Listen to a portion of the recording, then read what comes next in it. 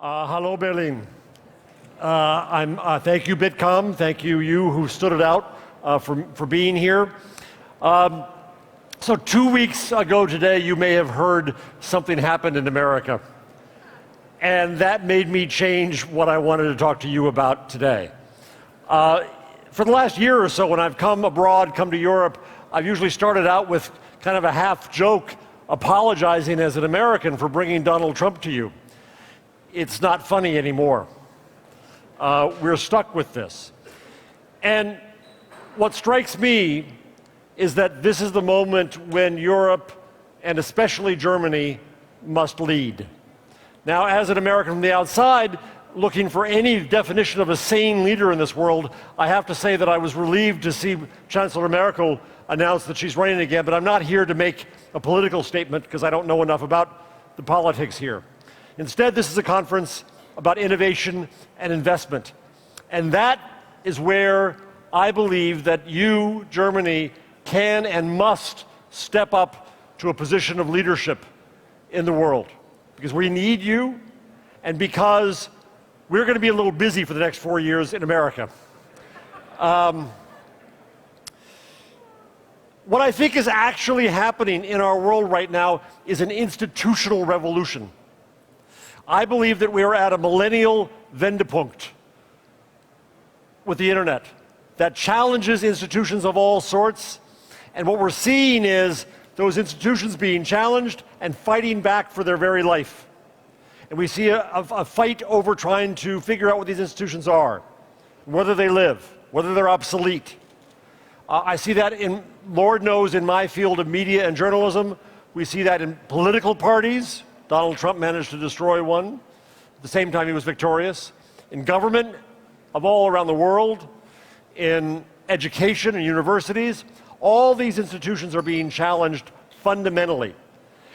And I can't help, especially being here in Germany, I cannot help but go back to my hero, Johannes Gutenberg, and look at the Gutenberg timeline and use that as a guide. Gutenberg, as you know, invented printing in about the year 1450. The book, as we know it now, didn't really take shape until about the year 1500 by some estimates. The first newspaper was not created until the year 1605. It was a full century after someone inventing this amazing thing where you can put words on paper and share it and tell people what's going on before we came up with a newspaper. And by the way, the first newspapers had no good business model and died one after another. In the 1800s, we got steam power and the notion of the mass, and mass media came in. 1950-ish, television came in and started killing off newspapers. 1994, the commercial web. So we are only about as far away today from the invention of the commercial web as the year 1475. That's where we are in this timeline.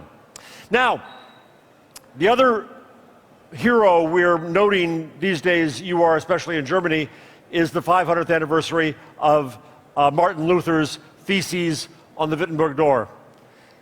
Now, put that into the Gutenberg timeline. Luther did that in 1570. Gutenberg did that in 1450. He did that in 1517. His first major bestsellers were 1520. Martin Luther was born in 1483. If we're at 1475 in Gutenberg years, our Martin Luther isn't born yet. We don't know who is the leader and innovator that is going to really run this age. Is it Larry Page? Is it Mark Zuckerberg?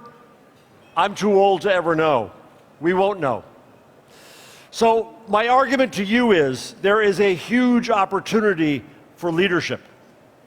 And having just said some nice things about you, let me just give you my one little caution. I think that to be leaders, Germany and Europe must stop defining themselves in opposition to and in terms of American industry and technology. I've been critical of the Leistungsschutzrecht, the ancillary copyright, which became the Spanish link tax, which is now neighboring rights going up through the EU. This is protectionism. This is an effort to protect legacy industries rather than build new ones. What excites me so much about being here is I see new industries being built. We also see efforts to attack the American platforms for various reasons, antitrust, taxes, and other things. I don't necessarily disagree with the details of that, but once again, that's not the definition of what I think Europe and Germany can and should be known for in this era. What we see here at Hub is the innovation that is really going to be the core of leadership going forward. And that's what I want to see emphasized. And I want to see competitors for all of these American platforms. And the way to compete is not to protect the legacy. The way to compete is to create something new. I do believe that the single market will be terribly powerful for you, and it will make you a competitor in economically as well. And I do hope that Europe can set standards for how we behave. And I'm going to get to that in 1 second.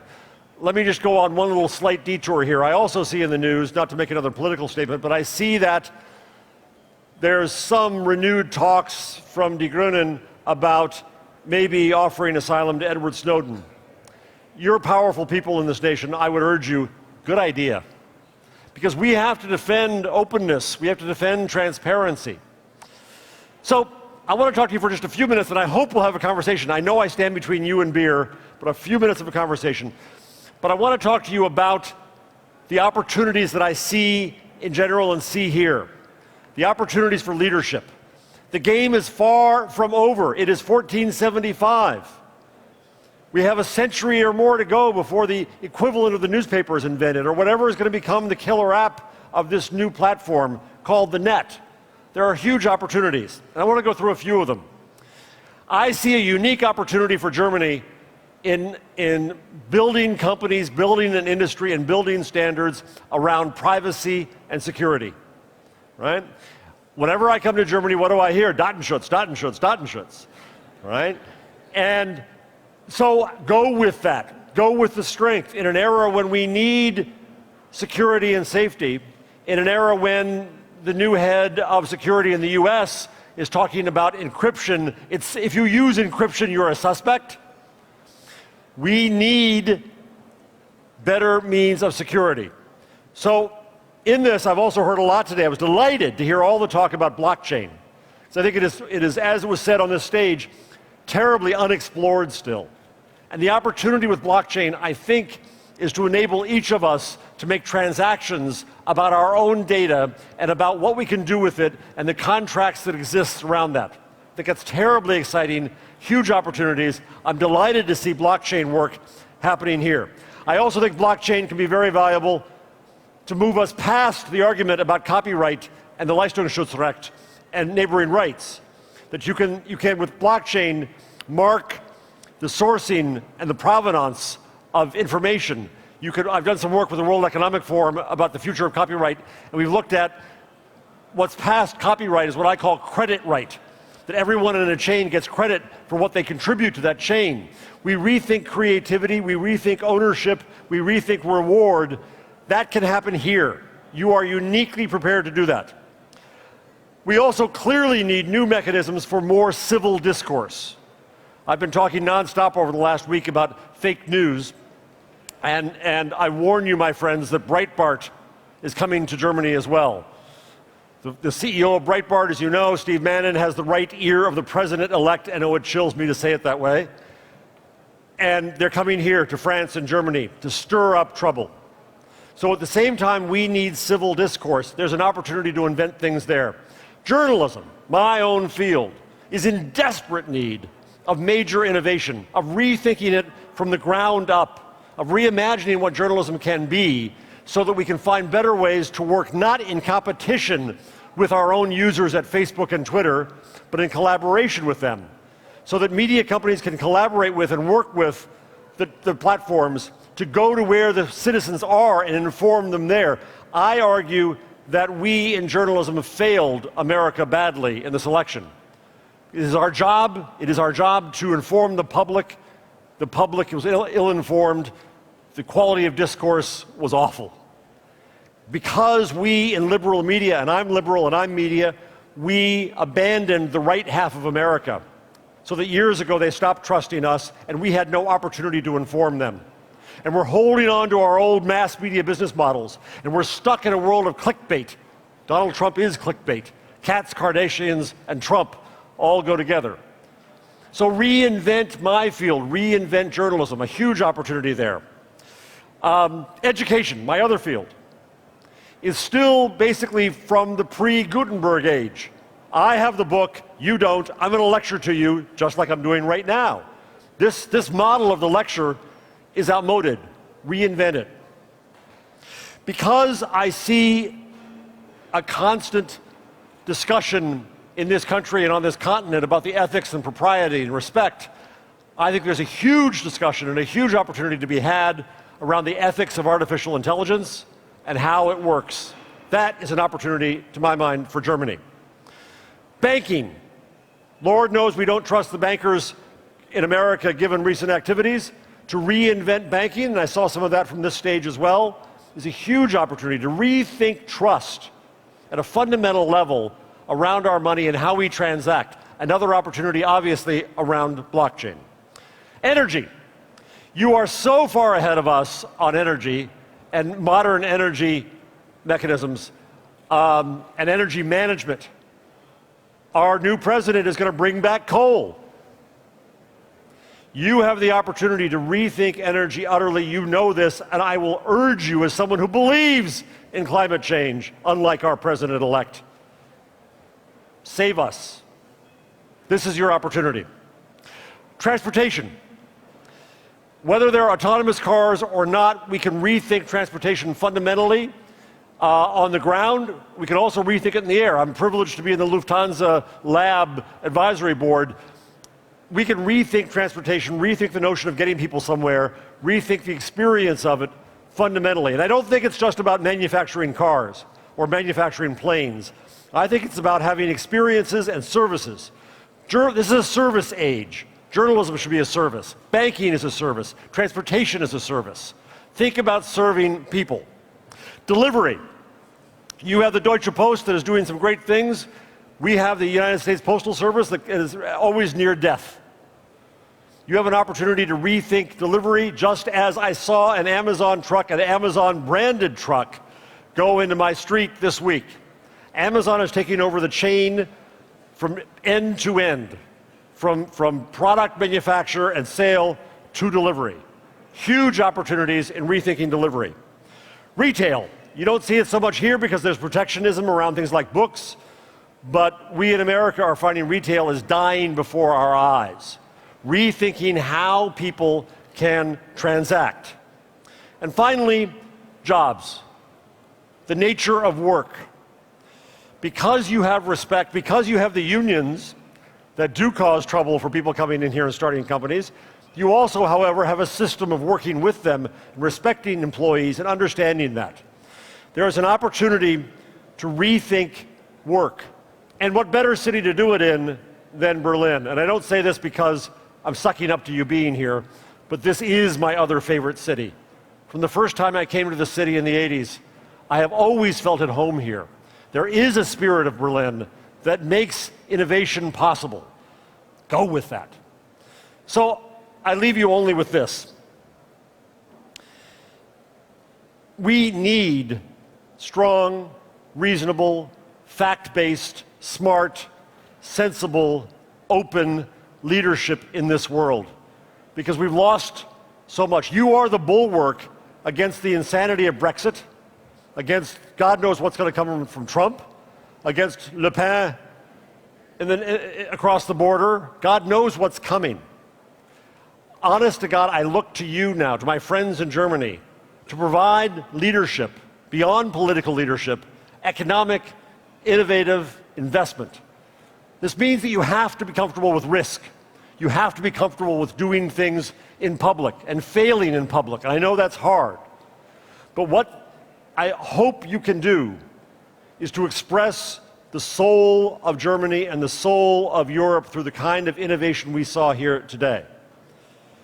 What that means to me, in a short list, is progressiveness, inclusion, diversity, though in America we have a broader definition of diversity, but I think diversity across Europe, You have a respect for the individual that is so critical in this world where we are all individuals online. We are no longer a mass. We rediscover our voices and our roles in society. That matters. You believe in collaboration. You believe in respect for intellect. We have lost that in the United States right now. And finally, you're civil. And we need civility more than ever. So this is, as advertised in the app, a plea from an American in the land of, God help us, Donald Trump, to say, over the next 4 years, help us all. Be leaders. Don't define yourselves by American terms anymore, because that's going to be screwed up. Redefine what it means to be innovative and a leader here in Europe, and I look forward very much, I hope, to coming back next year and the year after, over the next 4 years, and see how you've created a safe space to innovate. So thank you very much for your attention. Do we have time for a little discussion or no? Yes? Do we have time for a few minutes or no?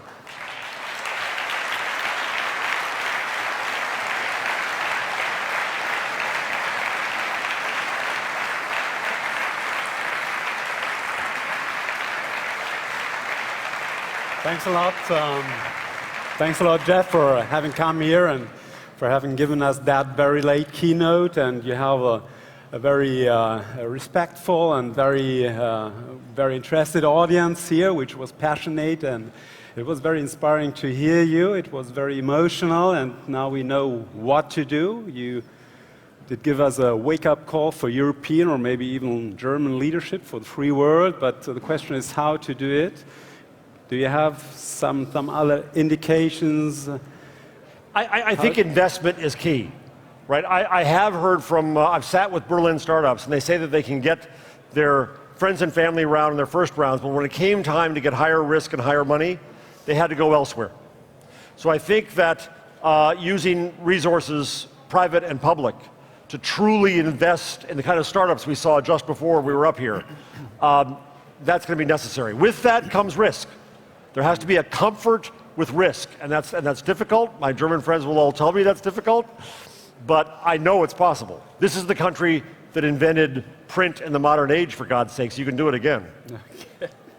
Thank you. Thank you. Thank you very much. Vielen Dank. It's your applause.